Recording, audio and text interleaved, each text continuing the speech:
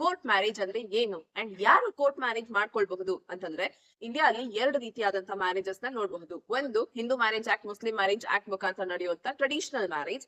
ಅದೇ ಇನ್ನೊಂದು ಬೇರೆ ರಿಲಿಜಿಯನ್ ಅಥವಾ ಬೇರೆ ನ್ಯಾಷನಾಲಿಟಿ ಇಂದ ಇರುವಂತಹ ವ್ಯಕ್ತಿನ ಮದ್ವೆ ಆಗೋದು ಸ್ಪೆಷಲ್ ಮ್ಯಾರೇಜಸ್ ಆಕ್ಟ್ ಅಂಡರ್ ಅಲ್ಲಿ ಮದ್ವೆ ಆಗುವಂತ ಒಂದು ಕೋರ್ಟ್ ಮ್ಯಾರೇಜ್. ಇಬ್ರು ಇಂಡಿವಿಜುವಲ್ಸ್ ಬೇರೆ ಬೇರೆ ರಿಲಿಜಿಯನ್ ಅವರಾಗಿದ್ದಲ್ಲಿ ಅಥವಾ ಬೇರೆ ಬೇರೆ ಕಾಸ್ಟ್ ಆಗಿರಬಹುದು, ಇಲ್ಲ ಬೇರೆ ನ್ಯಾಷನಾಲಿಟಿ ಆಗಿರಬಹುದು. ಅಂದ್ರೆ ಒಬ್ಬ ಪಾರ್ಟ್ನರ್ ಇಂಡಿಯನ್ ಆಗಿದ್ದು ಇನ್ನೊಬ್ಬ ಪಾರ್ಟ್ನರ್ ಬೇರೆ ಫಾರಿನ್ ಕಂಟ್ರಿ ಅವರಾಗಿದ್ದಲ್ಲಿ ಇವರು ಕೋರ್ಟ್ ಮುಖಾಂತರ ಮದ್ವೆ ಮಾಡ್ಕೊಳ್ಬಹುದು. ಅಂದ್ರೆ ಮದ್ವೆ ಆಗೋದಕ್ಕೆ ಕೋರ್ಟ್ ನ ಅಪ್ರೂವಲ್ ತಗೊಳ್ಬೇಕು, ಕೋರ್ಟ್ ನ ಒಂದು ಪರ್ಮಿಷನ್ ತಗೊಳ್ಬೇಕು ಅಂಡ್ ಮದ್ವೆ ಆದ ನಂತರ ಕೋರ್ಟ್ ಒಂದು ಸರ್ಟಿಫಿಕೇಟ್ ಕೊಡುತ್ತೆ. ಇದನ್ನ ಕೋರ್ಟ್ ಮ್ಯಾರೇಜ್ ಅಂತ ಕರಿತೀವಿ.